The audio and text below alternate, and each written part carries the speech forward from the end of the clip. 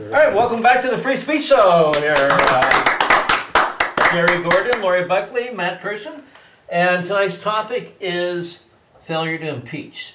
Now, during the course of me thinking about this topic, what would you think would be the most obvious reason to impeach the president? Is it the war? Is it the Patriot Act? Is it the wireless?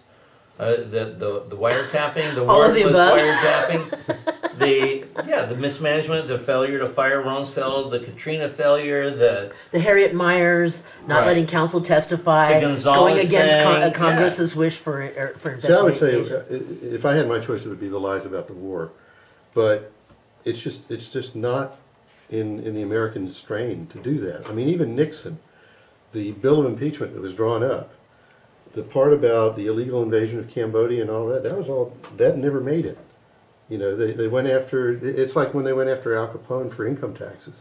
You know, that's what we end up getting people on. You need to find one piece of trivia. Right. One inconsequential, really tiny thing that can provoke some level of moral outrage. Yeah. Or unifying negativity goes, yes. Right, well, or nothing that where they could be taken to Nuremberg and put on trial for war crimes. See, so you couldn't impeach. Because, you know, I mean, basically, if we impeached the president for war crimes, I mean, that's almost like, what is it, stare decisis or whatever? What was if you're guilty of murder in one jurisdiction, then you would still be... But world chaos, that was interesting about the Nuremberg trials, is that they were charging Hitler and all of his Gestapo people that were still alive with causing world chaos, and we've certainly done that. Well, in preemptive war. They charged them with aggressive war, and they came up with a very specific description of aggressive war, which we have now done. I mean, we're already guilty under the Nuremberg standards that we devised to try the Germans. It's just whether or not... Did we opt out of that treaty? Is that our little out on that thing? As far as I know, we've opted out of every treaty since the ones we made, you know, with the Native Americans. But we said, yeah, we're not going to bother you, but then we did. Right. I don't know for sure if we've opted out of it. I mean, they've reinterpreted the Geneva Convention. That's incredible. When a country wields the amount of power where they can opt out of a world treaty, where's Iraq's right to opt out of a treaty? Or North Korea? And why should they charge us with coming in and messing up everything? You know, you asked a question about failure to impeach, and we look at the Democrats and their spinelessness, but actually, the World Court could also be doing something right now. The World Court doesn't have to wait for the American Congress to take action. Right, they could charge him with war crimes. Bush is already a war criminal, so is Dick Cheney, so is the whole gang, and they haven't moved forward either. I mean, in part because we're the superpower. But so help me out here. How does it work? If there's a UN resolution that says that contradicts or counteracts what a government is doing, what a country is doing, where does that leave that country? We veto it. See. Right. Like in the Security Council, we can veto anything, and there's Britain can do the There's what, 6 countries that have that have veto power, right? But also, I mean, the game. Look, the fix is in. The game is rigged. We're in charge, and we do what we want. If the UN, I mean, we already exceeded the UN resolutions that were passed that Bush agreed to go and ask for, and then basically went beyond almost right away. Right. So we're already in violation of that. We're in violation of what... I mean, Kerry, as clumsy as he was about it, was correct when he said, well, he voted for it with the understanding that this, but then Bush changed it into that. But Bush is doing that with everything. I mean, you know, he's done all the stuff where and the Supreme Court just ruled against this, where he was saying, you know... he was signing those... a signing memorandum saying, this is the way I'm going to interpret and enforce the law, which could be entirely differently than what was intended. It's amazing how, even in the minds of the general public of the US, the goalposts have been changed, have been moved to what the war is. Yeah. Like, I'd imagine a large swathe of the country would now hold all Iraqis as the enemy in the war. Well, when the initial objective of the war, which was never the real objective anyway, but the party line on what the war was about was to liberate the Iraqis from this oppressive regime. And now in the minds of these Iraqi bastards firing on our troops, What, the people we're liberating? Unfortunately, it's cowboys and Indians. I mean, it really is. This is the way the United States has behaved for centuries now, because we can say there's been two, so it's plural. You know, we did this to the Native Americans. We did this in Vietnam. We did this, and we're doing this in Iraq. They're just in the way of the expansion of the empire. You know, we've taken the British model and, you know, moved it up a notch. If the president had really wanted to make a significant change and to find out what was really going on, he would have inspired us. He would have come to the people. Right. He would have gone to Congress and said, let's work together. This is how you really know how corruption works. Everything turns into secretive, and liberty cannot survive secretive. We must be open. Right, democracy we're is not an babies open government. and children that have to be led down the trail, like, you know, the Lewis and Clark expedition when they said to the Indians, oh, the great white father, and they probably thought, what is this crap? Well, you know, they we're had being no idea. treated like 5-year-olds. Yeah, you know what? We don't let our son watch pictures on the news where they're talking about rape and, you know, the half-nude body found decapitated or whatever. But, you know, the way they shelter us from the reality of the war in Iraq is like we're 5-year-olds. Well, there really is no news on American TV.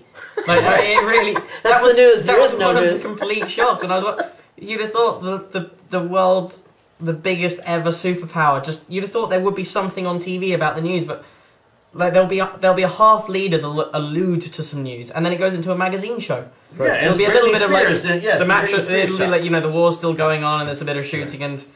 Which mattress is the best? Find out after the break. And that was a genuine one the other day. Like, It's a crazy blend, and see, it's all about, we have a president that has broken so many laws, fractured the Constitution, and a Congress who has not responded, and the people that are being entertained and not rolling up their sleeves and getting busy. We cannot have a president breaking the laws of the nation and harassing the Constitution. We have to alert Congress. Bill Moyer says we go to the House and ask them to impeach him, and because they're the ones closest to the people. And we begin a movement that says no president is ever going to run our country like this. We can't be lying, stealing, and killing. We've taken 40% of our reservists. We've got more people coming back injured and wounded that are not being treated. It's so non-caring. You can tell it was about a guy with a heart condition. I mean, all you have to do is look at what's happened to the dollar against the euro in the last 6 years that Bush has been in office.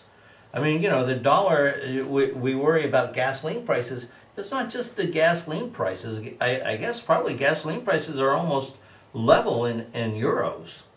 Well, the UK is not euros, but yeah, it's Your currency's done very well also, yeah. Our gas prices are double just because it's so highly taxed. Uh-huh. So I don't know. I don't really have a comparison rate on that one, but yeah, this is the highest. This is the highest the pound's been against, the strongest the pound's been against the dollar since I can remember. But the thing is, this is all empire. This is classic empire building. The history of mankind is the history of crowd control. All of these are ways to control the crowd, and mostly to control the mob. I mean, controlling the mob was built in to the structure of democratic government under the Founding Fathers. They did a lot of good stuff, but they were scared as hell of the mob. And frankly now, there is no mob. You can quote Bill Moyers all you want to, but there's not a congressman or woman in government who's really scared of losing their job if they fail to impeach. And that's the tone, that's the paradigm that has to be set up. These people have to be afraid of losing their cushy jobs. Well, how do you make them afraid? You awaken. No, you start drilling. You start impressing these people. I believe 10,000 letters on your doorsteps going to give you a bad day. And that's what I think has to be done. I love the idea that Cindy Sheehan wants to run against... Barbara Boxer, isn't it? No, Speaker of the House. Feinstein. Pelosi. Nancy Pelosi. Yeah. Nice. Yeah, because Pelosi won't lead the impeachment. She hasn't done her job. Right, exactly. And it hasn't ended the war. And that may be good. I mean, frankly, 10,000 letters isn't going to do it. You know, they treat us like 5-year-olds because we're willing to behave like 5-year-olds. You know, oh, a candy. Well, what do you think it's going to be? Most people genuinely don't care. That's the simple fact of it. Or now, is that in the United States, or is that also in Britain? I think more people are aware of international affairs in Britain just because it's a smaller country and people are better travelled. You know, in the time you can travel from California to New York, I can get from London to 20 other countries. So people in England have a far greater idea. Well, World War II helped of the rest a lot, too. Yeah, Getting bombed really brings your consciousness to fruition. You have an idea of what other countries are like, and also you have an idea of what America's like because it's the dominant cultural influence on the world. But whereas Americans in general can be so much more insular because you can live your entire life in America, of America, and about America. You can be so rarely influenced by anything that happens from anywhere else in the world. But you can not only do that, but you can be proud of it. You're encouraged to be proud. Yes. So we're encouraged to be proud of it. So no one else. But that's just. I'm going completely off my original point here, but this is just one of my roommates back home was married to an American girl, and he managed to get her out of the habit of saying the phrase, "I love my country, but." Which she would do before any criticism of America. It's just a reflex. And then he stops. What do you mean by that? Yeah. In what way do you love your country? What weird, deeply impressed patriotism is going on there? I love my country, but I don't agree with this thing and this and that. In what way? Why? Well, the Rocky Mountains are great. Yeah. I love Lake Tahoe. Yeah, and we made that. But as a world power, we built that. And, England being a world power, they were crunching on everybody's munchies for centuries. Yeah. And now, of course, they know more than us. They stepped around and stomped more around, but had to give things up and let them return to their own consequences. Yes. Although also at the time that England was a world power, Spain was a world power, France was a world power. I don't think England was never as predominant as dominating a force as America is now. Oh, is that what they tell you? No, I'm just kidding. Yeah, absolutely. No, I agree. I think he's absolutely right. Yeah. So, and I think they would still be aware of the outside world. I mean, England, a lot of the big travel spots now are from England's famous divide and fuck up policy. Israel, Palestine, Northern Ireland, and Pakistan, India. My gosh, yes. That was all England wading in, kind of going, right, you have that bit, you have the bit, we'll control as much as we can until it all goes bad, and then we'll just back away and see what happens. But yeah, I think the reason why gas prices is such an issue is because the majority of people in America, and I think in large amounts of particularly the Western world, are more concerned with consumer issues than anything else. Consumer issues and cultural issues. They're what most people care about. Most people in the middle of America who don't know anyone who's in the army don't care about a war that's happening thousands of miles in another direction. Well, that's the other thing. The war, at least on the surface level, doesn't impact anyone, overtly. It impacts them covertly. I mean, if you look at when that bridge went down in Minnesota, and that study came out that the Engineering Society had done like a year before that said that the infrastructure needs of the country were $1.5 trillion. And then you look at the money that was spent in Iraq, $1.5 trillion. So it is impacting us every day. Yes. But people don't recognize it. They don't see it. They don't feel it. You can't even track the rise in gasoline specifically to the war. As a matter of fact, it was supposed to have the opposite effect. Well, see, we and were going that's to get where the oil and bring the price down. That's where your worldview benefits by believing, well, Jesus is coming before those bridges are going down anyhow. Yeah. Well, Jesus will be here before the Competition of the Golden holy Gate dollar. goes down. Yeah. But see, how are we going to fix this now? The only way that we can do it is to put some fear of God or whatever, or let's not even make it about God, of you are not going to keep your job next year. That's what it has to To be. Congress, Right. because we have to apply that to them and say, we don't want you spending that money for that anymore. We're dying over here. We suck. We need rebuilding. And you're killing people, screwing them up. You've already ruined a nation. More money isn't fixing it better. It's extending the oil There's two ways, sucking. as there's always been two ways. One is to mobilize electorally and do it with force, do it with focus, which really, I mean, frankly, the anti-war movement hasn't done at all. One anti-war movement, to be really serious and practical about it. The other is to become ungovernable. Both were done in the 60s. Both were done in various social movements here and in England and other places before, and worked. But neither have been done. You mentioned it in your own routine. People are basically too comfortable. I mean, I'm not willing to risk my job to stop the war. Now, if 100,000 people were willing to risk their jobs to stop the war, by blocking the trains like they did in the 60s, by disturbing the recruitment centers, messing with the shipping lines, breaking into office buildings and stealing draft files. Of course, we don't have the draft, but whatever the equivalent Not yet. whatever the equivalent would be, people aren't willing to do that now. Well, we have to wrap the show up, and part of our tradition is we give everybody 15, 20 seconds to finalize their thoughts. Gary, any final thoughts on impeachment?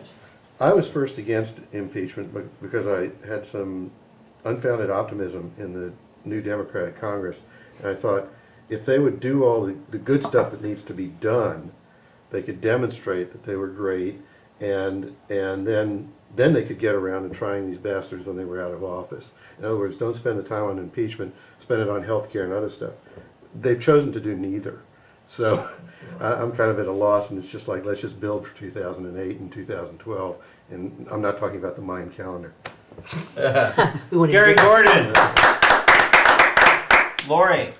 We must send a message to these greedheads, these power-hungry monsters, that this crap isn't working, and to hand over the toolbox of all these new powers against the Constitution has got to stop. And we have to make an effort. Impeachment is actually worth it. I didn't think so before, but now I'm into it. Because if we don't make a statement that nobody's above that kind of law, that nobody's going to screw over the Constitution just because they want to make us afraid, I'm ready to be brave, not afraid. And we've got to impeach to teach. Laurie Buckley. Matt. Well, I don't know how well impeachment will work unless the general public, actually realize what it's about. Like, any impeachment movement has to be accompanied by a PR campaign to rival the Republicans' amazing efforts, because otherwise they will pitch it as a petty backlash against the Clinton impeachment, even though one was about a cum shot and the other's about the death of thousands of innocent people. But you know what, Suck a dick. yeah, it's 51 half, whatever. My math was about to go horribly wrong there. But yeah, I still don't quite understand how the impeachment process works. I'm coming from a different culture, but I am astonished that they've managed to make the American people think that their government is working in their own personal interests, and anything that can put at least a half stop to that, I fully support. All right, Matt Kirshen. And, I have a recurring theme that is pretty much the country is doomed, and this is another reason why we need to divide it up, because it's not working. And I think that California, if the legislature in California could vote to impeach, it'd be done. And I think that the United States government should be subject to the Sherman Antitrust Act. And it should be broken up because it's a huge monopoly. We have a two-party system that is a pseudo two-party system, because both sides get financed by the same corporate big shots. And both sides have every interest in maintaining the status quo of a system that has stopped serving ordinary people and is really only serving the people who pay to get these people elected.